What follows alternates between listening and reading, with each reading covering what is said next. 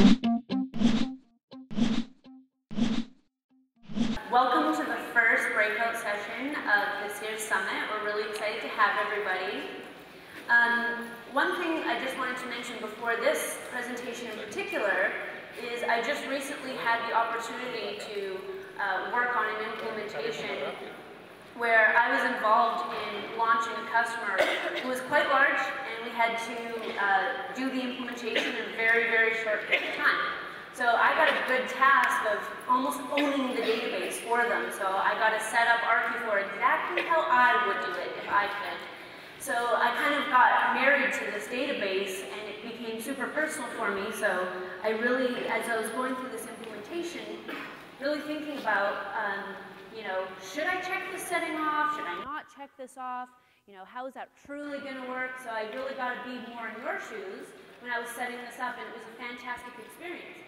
But what it really showed me is it's all those little things in RQ4 that really change how the program works and how the customer experiences and how your head office works. So one little check mark can totally change an entire process from corporate all the way down to the employee. So I want to go through a bunch of little things in RQ4 that you may know, may or may not know exist today, and then I want to show you some really cool things that are coming up in the 4.4 version. So who's ever seen this show before? Oprah's favorite things.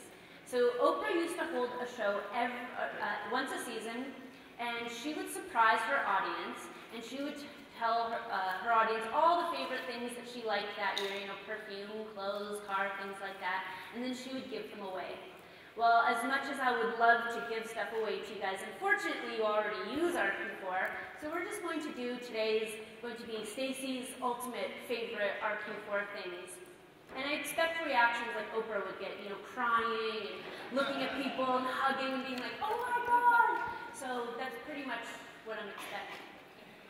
So the very first thing we're going to talk about is something that's really basic. So we're going to start with basic, and we're going to get more advanced, and that's how it will flow.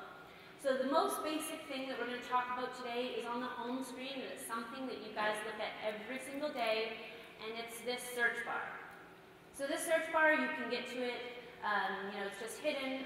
A lot of people aren't using it. You'll save 16 to 22 clicks by using this to start a refund versus going through the whole entire process of finding the refund or going to the customer's profile, searching it, finding it, right-clicking it, opening it, all those different steps.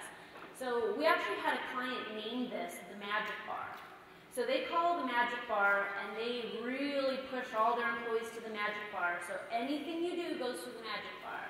So keep in mind that this is not only for stores. Corporate office can use this. You can put cash outs, purchase orders, transfers, RMAs. Any transaction number that exists in RQ4, you can put into the little magic bar, and it's a shortcut to get to where you want. So don't try to, you know, go the long manual way. The great thing about this is it's consistent, so you're always getting to the right transaction, and there's no way for you to go to the wrong invoice or whatever you're looking for. So on the home screen, I want to jump into the bulletin board. So what I found really interesting about the bulletin board is that there's 30% of people attending the summit don't use any widgets at all. You don't force even one widget, and that's a pretty big number of you that aren't using any of these tools. So for that group of people who aren't using any widgets, I would really strongly recommend that this is one of the widgets you have to use. So what the bulletin board can do is just get messages out to the stores. So you're running a spiff for a specific day, you want to remind everyone it's inventory count day, this is forced on the home screen. They're guaranteed to see it every single time they log in, and there's of course security around who can post bulletins so it doesn't become a free-for-all with all employees typing in whatever they want there. The other thing to note is that with 4.4 Pocket RQ, you'll be able to post bulletins right from your phone through Pocket RQ. So it becomes even that more powerful when you're not at a store, you don't have access to RQ4, that you can just post a bulletin right through Pocket RQ, and then you're guaranteeing that every single person in the whole company is seeing the exact same message. Because what we're trying to do here is eliminate sending emails to the stores. So if every time you announce something, if you're sending an email to all the stores, there's a pretty big risk that people aren't seeing it. Especially if you use that that generic store email, and you're expecting that everyone in the store is actually checking it. So this would replace, a generic store email as far as, any messages that you would want to give to all employees. So the other widget that I want to talk about really quickly is the Navigator widget. It's been there forever. It's one of the most underutilized widgets. But in 4.4, there's actually a really great change where you can have this section of company links. So you can set up a link of whatever you want and as many as you want. So maybe it's your carrier's website or your own website or the manufacturer's websites. Whatever it is, you can force this on the home screen. So they have immediate, quick access to the websites that you want them to have access to. So that's a lot easier for a new employee to know or get to the right places because it's right on their home screen. And you don't have to bookmark per computer or anything like that. It's just nice and consistent. So we all definitely want to use the company links and the Navigator widget for that. Because we're just talking about easy, quick ways to get information to people, we're going to talk quickly about quick messages. So quick messages are in the operations console, and they're a quick way for you to send a message to a person or a group of people. So again, we're trying to eliminate the emails within a generic store email address. If we did a quick message, and you can hopefully see from this screenshot, we can actually send a quick message to an entire store. So it's not manager to employee or vice versa. It's someone to an entire store. So if I want to get out a message to everyone in my store, as opposed to sending that one email, I send this one message and everyone gets the message. So quick messages, just know that we can do that by location. So this is something that I think a lot of people are thinking is very basic, that I'm going to talk about invoice comments. But invoice comments, what I just want to refresh everyone on, it's a company-wide invoice comment, and it's something that you will type in here is going to print on every single invoice that leaves the store. So if I print an accessory, it's going to print this invoice. If I sell a phone, it's going to print this, this comment, whatever you have in here. So what I see a lot of people do is they jam all of their return policy into this one little text box. So if I buy an accessory, you are printing a phone return policy. And if I buy a phone, you're printing an accessory return policy. So it's never relevant all the time. And we always want to give our customers the best experience possible. So what we would want to use this company-wide invoice comments for is something generic that we would want to print no matter what someone buys. Thank you for shopping with us. Here's our website, whatever that might be, but this should be generic enough that it doesn't matter what the customer bought because we want to tell them, thank you for shopping with us. So this should be something very generic. On products, we can actually set a 1,000-character comment to print with that specific product. So in the product setup, you can set up product-specific comments to print. So what that means is, let's say all of our accessories had our accessory return policy, and our phones had our phone return policy. So if I bought an accessory, it will print, the rules around returning that specific product, and it's not going to tell me how to return the phone that I didn't buy. And same thing with the phone. It's going to give me, if you buy this phone, you've got to have the battery, you've got to have the box, it has to have this many minutes, you're subject to this restocking fee, but it doesn't tell me anything that isn't relevant to me. So another thing that we can do is think about the phone activation wizard. The phone activation wizard puts 4 SKUs onto your invoice every single time someone buys a phone. We get a phone, we get a rate plan, we get a commission SKU, and we get an equipment rebate SKU. So even if you don't know what all those things are, it's 4 SKUs all the time. Now, if every one of those 4 SKUs has 1,000 characters, we have 4,000 characters to work with to print something unique to a customer when they buy an activation. So we can do something like this. We can say, if you buy this 2-year activation, and I don't expect everyone to be able to read the small font, but this could be something like a secondary agreement. If you buy this activation from us and you do not return the equipment, you're liable for returning the equipment to us or a $250 fee. If you don't bring it back, we can go to collections, whatever that might be. But this will print and you will customer's receipt for them. So if we took a combination of the accessory return policy and the phone return policy and our activation or secondary agreement, when I get an activation, it's going to print exactly what's relevant for me.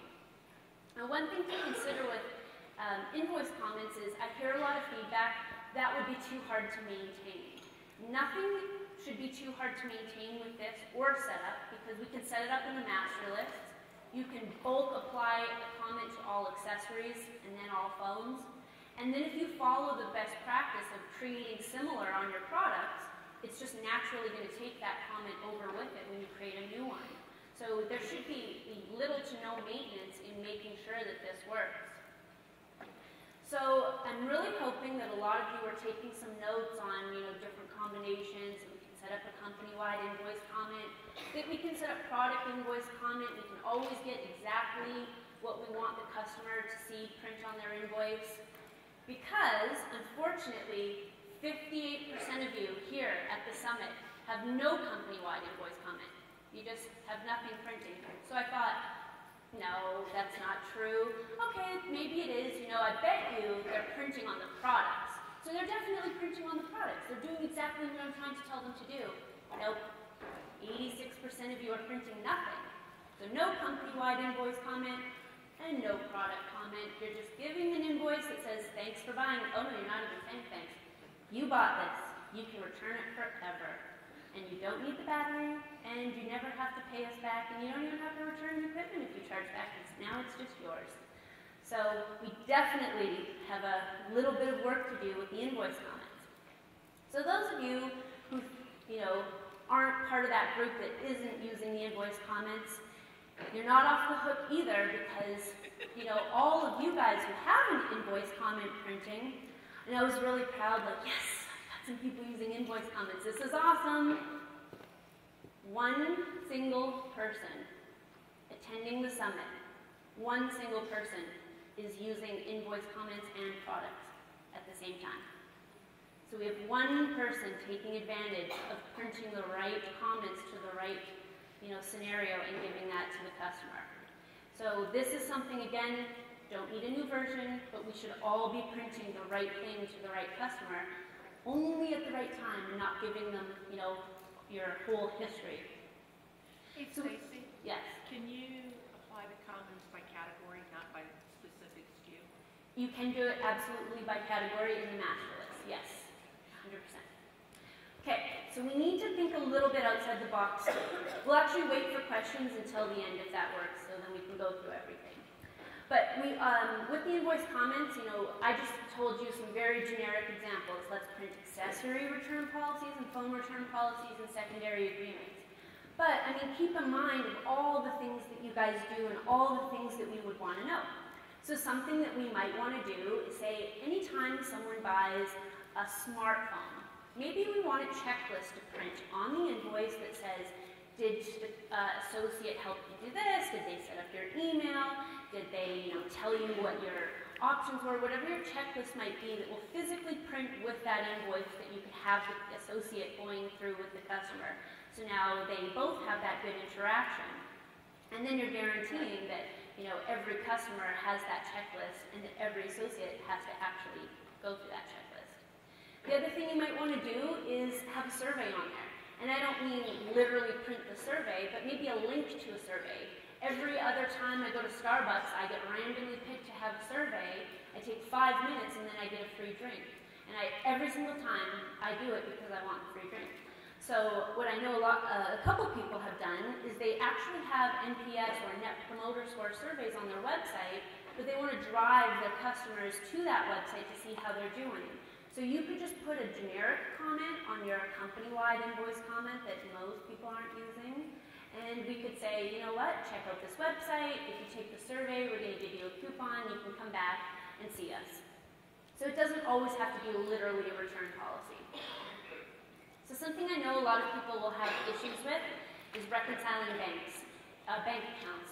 Every on-site I do, every time I talk to someone, this is always an ongoing issue. The finance department is always, they've got so many things that they need to reconcile, and we always just want cash to go as smooth as possible. So some of the settings that we need to absolutely 100% use. The first one is for anyone using integrated credit cards, and this setting has gone very unnoticed, is the ability to force the type of credit card that we swipe. So here's what happens if you're not using this setting. I am the employee, I say, yep, this customer is paying with MasterCard, and then I'll swipe a Visa. And then when you get to reconciling it, you're totally confused because you're short on one and you're over on the other, and you have to actually get down to the transaction level to figure out where that money went so you can make your banks match. And that takes a lot of manual time for finance teams to do it. So all you have to do is turn on this setting, and just so everyone knows, all of these presentations will be available online immediately after the summit so that you guys can get back to exactly what these settings are. But there is a setting that says, if you choose MasterCard, you have to swipe a MasterCard. No more issues there. So for those of you that are not using integrated credit cards, here's another problem that comes up. I'm the employee, I'm in our Q4, I say, yep, they paid with MasterCard, and I conveniently forget to run it through my separate terminal, and then you never collect the money, even though our Q4 thinks that you should. So if anyone has that issue because you're not using integrated credit cards, you should absolutely use the reference number field on the credit cards. And what that means is that every time you tender a credit card payment type, it will pop up and it will say, what's the reference number? And that's the actual verification number on the separate terminal. So it's impossible for them to forget to do it in the terminal because they have to type in our Q4. The last cash financial thing I want to talk about is restriction of cash back to the customer. So a lot of people have a policy that $25 or $50 is the max you can give on a refund. Anything else is going to be a check cut from corporate office. Now there's a setting that will just allow you to force that to happen so that I can't just give out as much cash as I want. The problem with that is then you're short for any sales that you might need for the rest of the day, or you're going to start off tomorrow without enough float. So there is some restrictions on forcing the amount of cash that you can give back on a sale. So because we're talking about cash specifically, I just want to change gears a little bit. There's a couple settings that a lot of people are really missing because in the last version, they are so far down that you have to scroll down so they look hidden. So unless you're looking for these, a lot of people are missing them. The first one is to require a deposit number to cash out. So this is only going to work for people who actually have bank slips that they have to fill in and they have that number. And if you are following that type of process, you can absolutely force the employee to have to type that in. And again, that's going to help with reconciliation so that you have that match to, reconcile the cash that's showing up in the bank. And of course, if you don't have that and you're not following the bank slip process and you don't have this number, obviously you wouldn't want to check it off. This is the big one. For anyone who's using integrated credit cards, you have to check this off. What it means is take the amount of credit cards that were ran through our Q4 today and automatically fill that in the cash out. So what happens if you don't have this checked off is we think, or our Q4 thinks you have 0 credit cards collected. The employee doesn't know what to put in there because they're not batching a manual machine. They leave it, it shows a short, it messes with your GL, it looks like a short in your cash out reports, everything's a nightmare to look at, it never matches. So it's just that ongoing vicious cycle of, no information. So this will completely take that away, it will just autofill in, nothing will be a variance going forward. So this is one of my favorite things in the last version. So all of you guys can probably appreciate that our quantity adjustment reason codes, we've got a whole bunch of them. For the most part, they're pretty generic. We've got some really random ones in there. And you have always had to use our canned reason codes. So we actually changed the ability so that you can disable our reason codes and you can create your own. Now reason codes for quantity adjustments are so extremely important because of the reporting that you're going to get after the fact. So if you make your reason codes exactly what you would want, and then you want to report on them, it's customized to you. So what I see a lot of people doing with these reason codes today is they choose miscellaneous every time. Why'd you write that off? miscellaneous, why did you change that cost? Miscellaneous.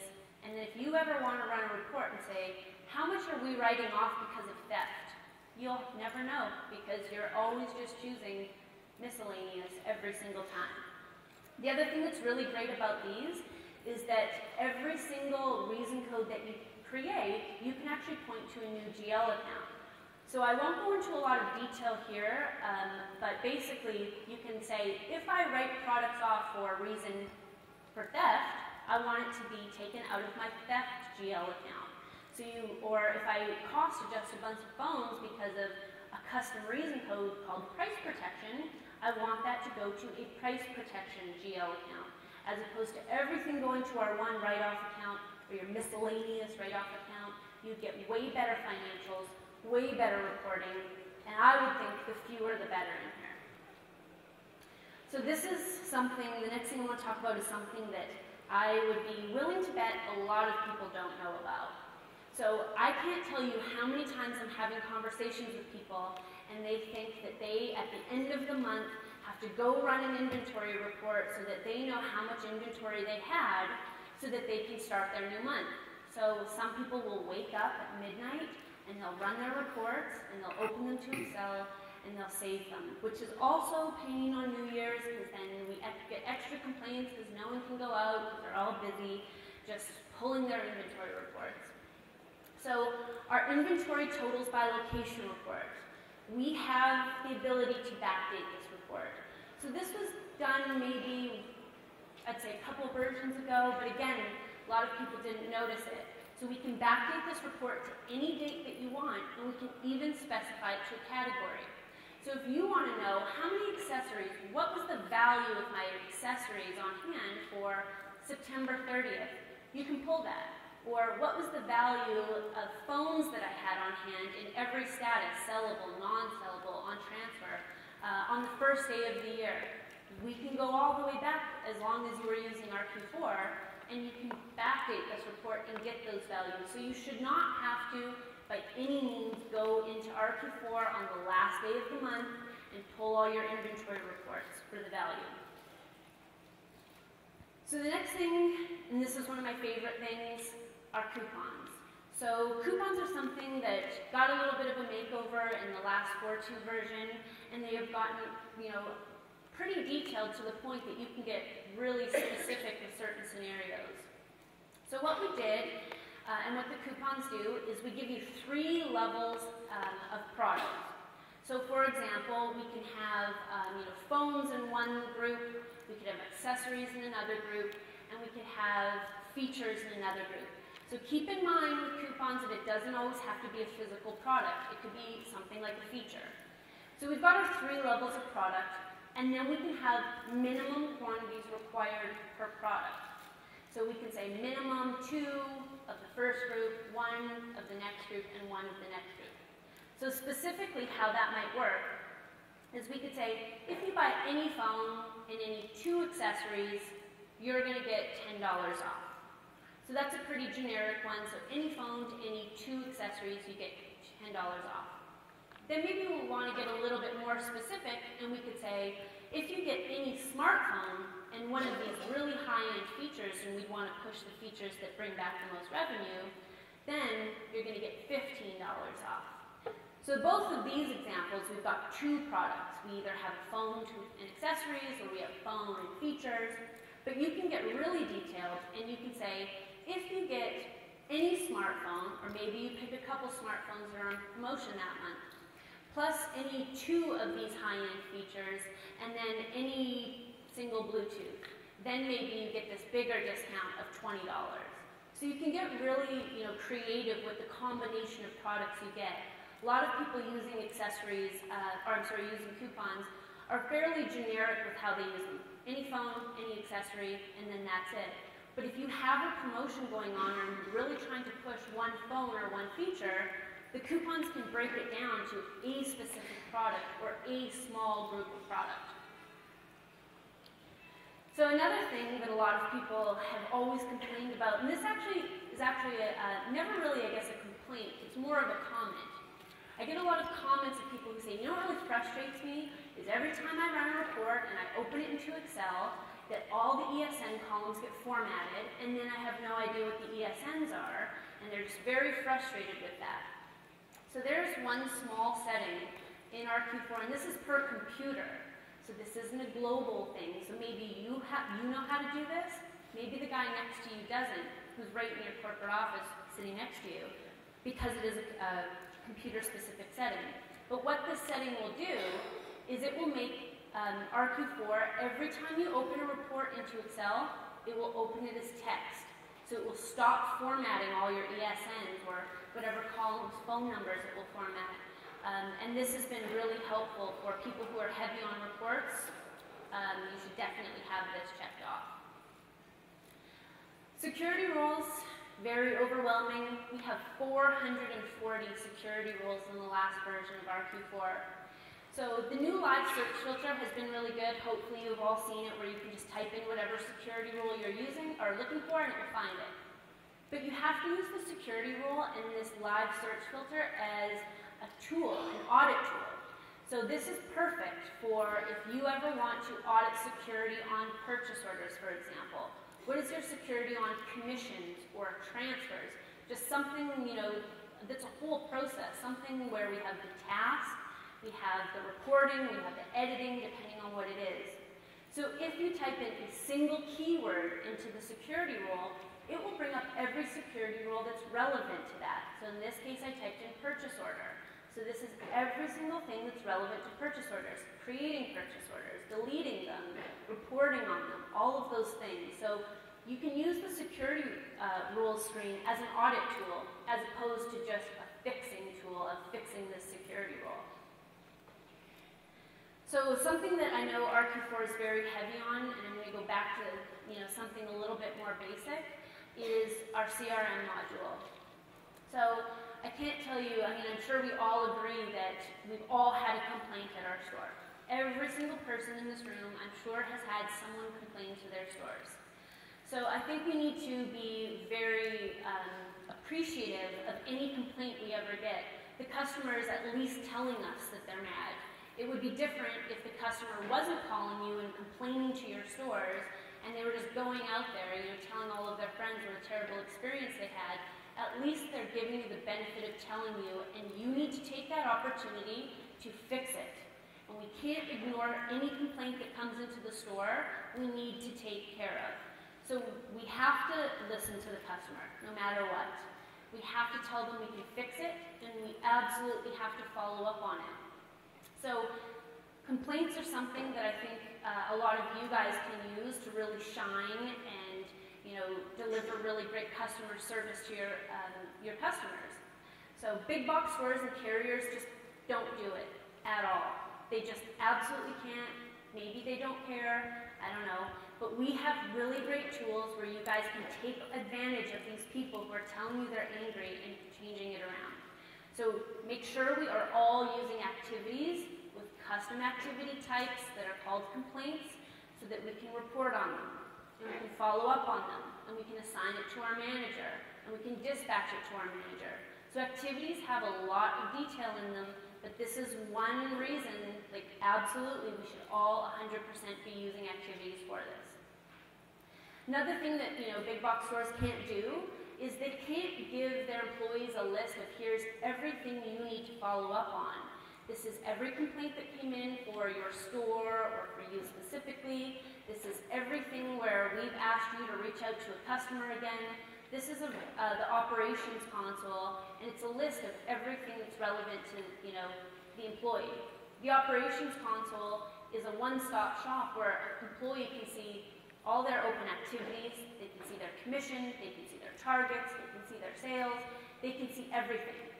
Every basic training agenda that I've seen from a client, no one includes this. No one trains their employees on this. This never makes basic training, and this never makes even advanced training. Why wouldn't we want to make it mandatory that any time a brand new employee came into our stores and we're starting to use RQ4, that we said, instead of giving you this program, and you're going to have to run this report for your commission, and this report for your activities, and this report for your sales, and this one for your targets, and so on, Why aren't we forcing this and making operations a mandatory part of our training so that we can tell employees that this is just their one-stop shop? If you have any questions, you just go to the operations console. And you can pick and choose what they see in here. So it's not as generic as it's going to look when you first go in there if you're not using it today. So we can always take customer service, of course, a step further. So if someone complains, we can always send them an email and say, we're sorry that you had that bad experience, we want to make it up to you. Why don't you guys do something like this, where you have a canned email, and anytime someone complains, again, taking advantage of the tools that we have and making that bad experience a good one, why don't we have a canned email that exists and says, I'm following up with you, I'm really sorry you had this bad experience, let me try to make it up to you, I'm going to send you this coupon, or whatever it might be. This is very easy to set up. It can be used, by just specific stores if you want, so, everyone's not sending it to their family and friends, but it's a really good way to use a module that's typically used for sales for customer follow-up. Now, because we're talking about emails, I just want to jump into a couple of email options that we have. 50% of the people attending the summit haven't even sent one email through RQ4, not even one. So we've got a lot of people in the room who are really not using this module at all. So as opposed to just talking about a really basic scenario of emailing the customer their invoice, which we hopefully are all doing, or the 50% of you that have sent an email, hopefully we're doing that. I just want to go over a couple unique ways that you can use the email piece to be really cool and unique to your customers.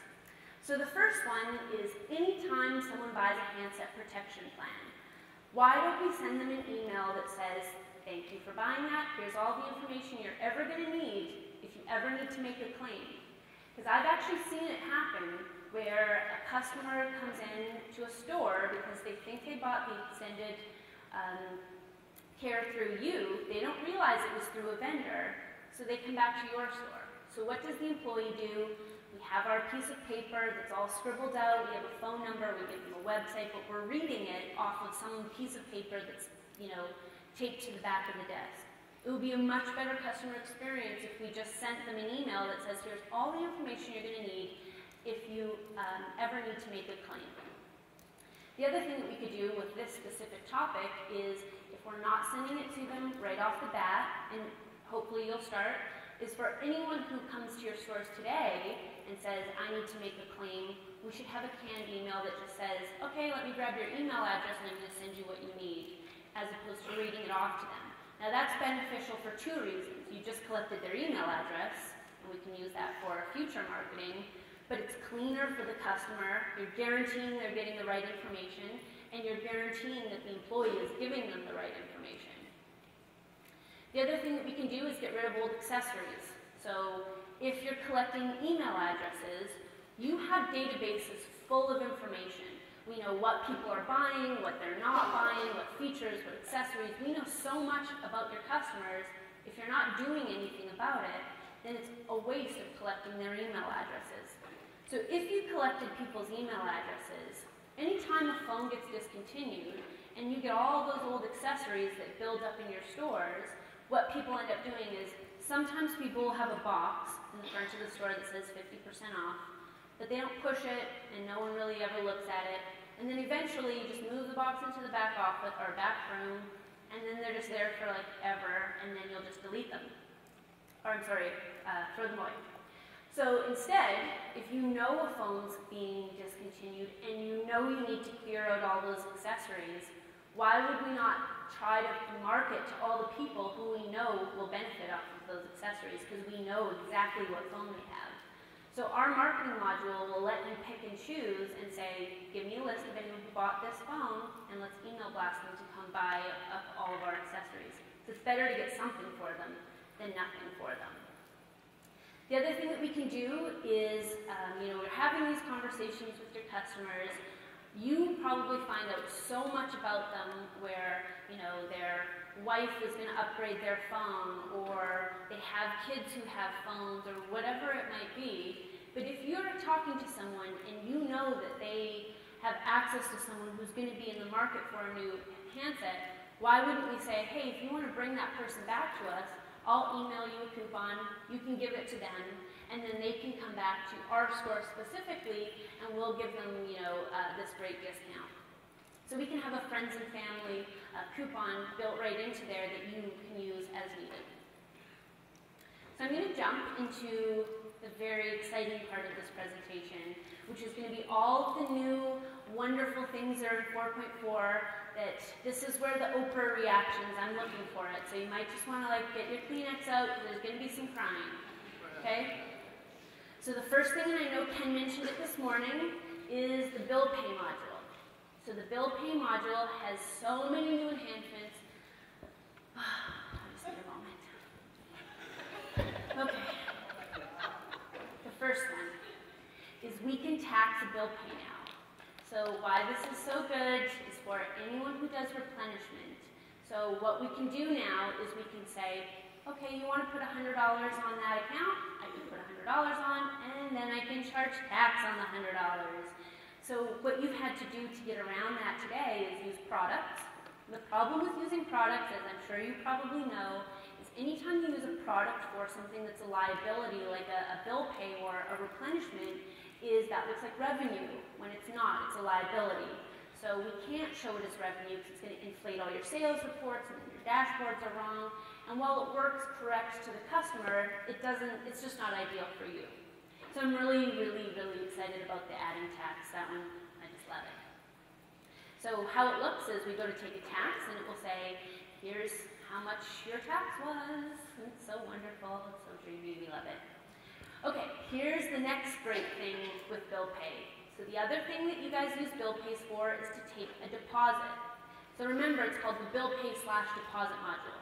So it's not always used for bill pays. So if you use the bill pay module for deposits, you're going to love this. If you use products for deposits, you're going to love this. It doesn't matter how you use deposit or RQ4 for deposits. This is 100% the way you're going to start doing your deposits. And this is how it will work. Every single time you go through the phone activation wizard, and we activate our phone and then it says, what accessories do you want? What features do you want? Well, now it's going to say, did this customer require a deposit? Yes or no? So I can't conveniently forget to collect their deposit. So let's assume I say yes. So if I say yes, my next screen is going to be the typical bill pay screen that we're used to. I type in how much deposit they required. I hit OK. Here's the best part, is anytime we do a bill pay deposit now through that flow, it will be added onto the invoice as one ticket. So we're not going to have two separate transactions where please pay your deposit, and now let's turn around and let's pay your invoice with two separate transactions, which is always inconvenient for the customer, and it's inconvenient for your staff, and it's kind of clunky, and now we have to print two receipts.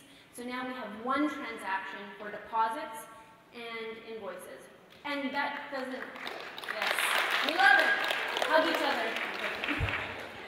Okay, so what's really cool about this is it's not just deposits. If we're going to do a prepaid activation where anyone who has a carrier where we have to pay our first month up front, or maybe we have an activation where we have to, get replenished, or just, $50 up front, whatever it might be, the bill pay on an invoice in one transaction isn't just for deposits. It's any time that scenario would make sense.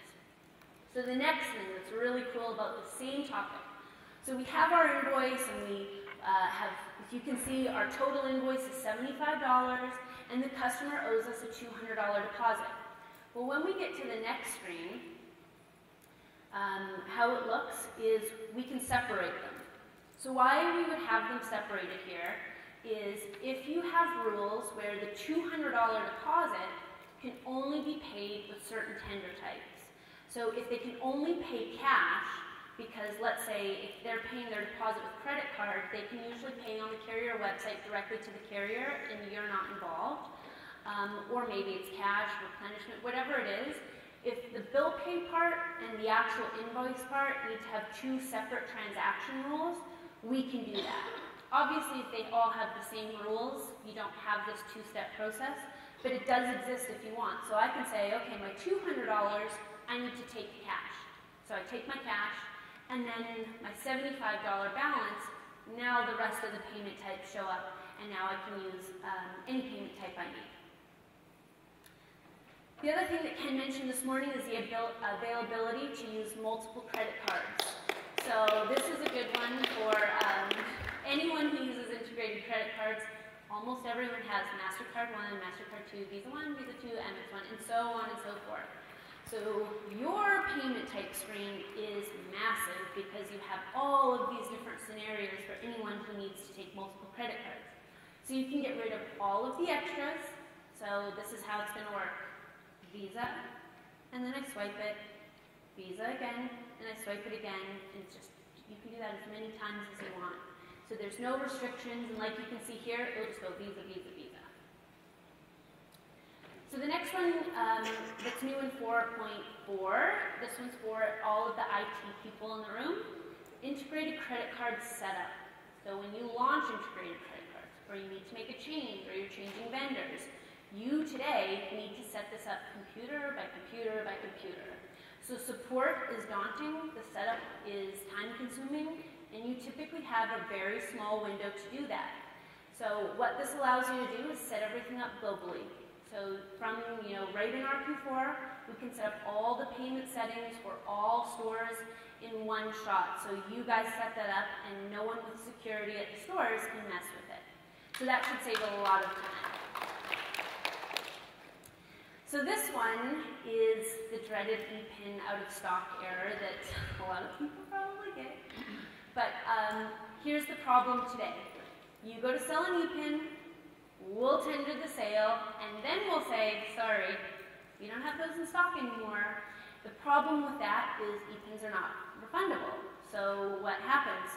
We think you just collected 25 bucks, you didn't, you can't refund it, you have to call corporate, you have to have a workaround. It's messy, it messes with the reports, it's just, not my favorite thing, not my favorite thing at all. So we have this wonderful new pop-up that if you put an ePIN onto the invoice and you try to tender it, it is going to tell you before you tender it that you cannot tender that. So that error goes away as well. So no more issues with selling ePINs and having to clean all of that up. This is just a small little one, but we've been asked a lot for this from HR departments. The availability to track the termination date of an employee. So today we track a hire date, and we have a disabled date, but we don't have that in between. So we have the availability now to track the termination date, and you can even future date it. So if someone today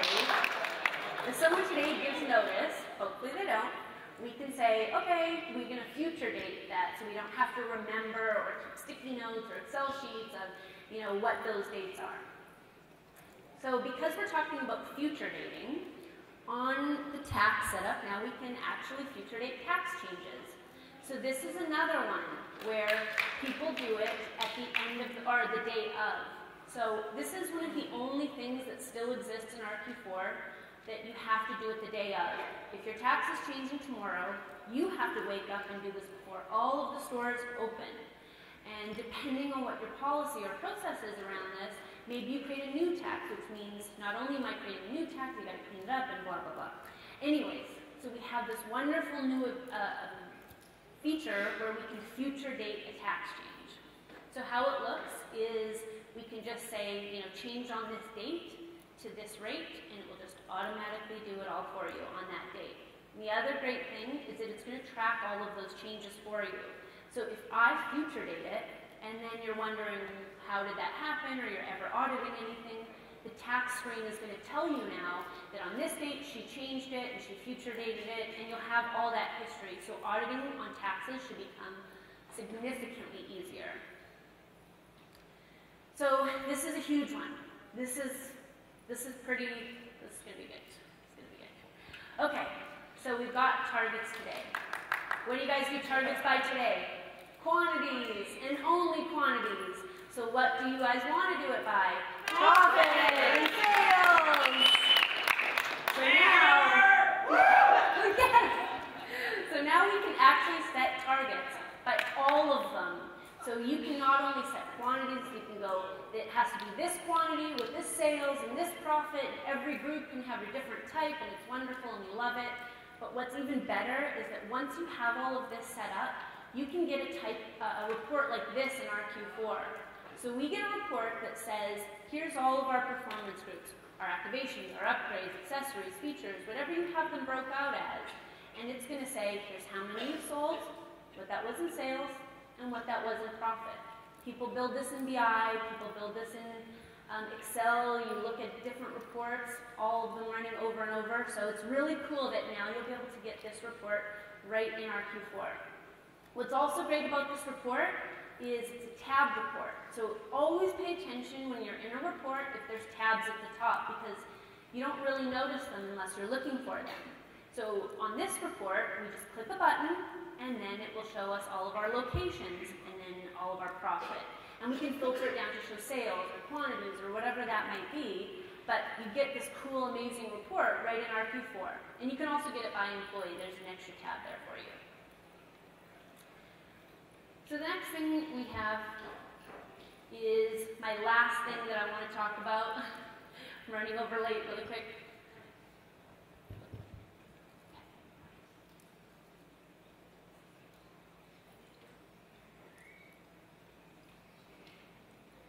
Okay, last topic, and we'll go really, really fast. Okay, it's my favorite of all favorites. I won't ramble on like I do with everything else. And it's a screen. No? You don't know? Okay, I'll explain it. So this looks like the reconciliation screen, right? So this is what we're calling general reconciliation. So what are all the things you want to reconcile but you can't? So things like our bill pays. So if we take a look at bringing in bill pays into one side, and we can bring in our bill pays from our vendor on the other side, we can reconcile them. It's basically like a super user-friendly VLOOKUP. So you can literally reconcile anything that you want. So we can do bill pays. I'll go through this really fast.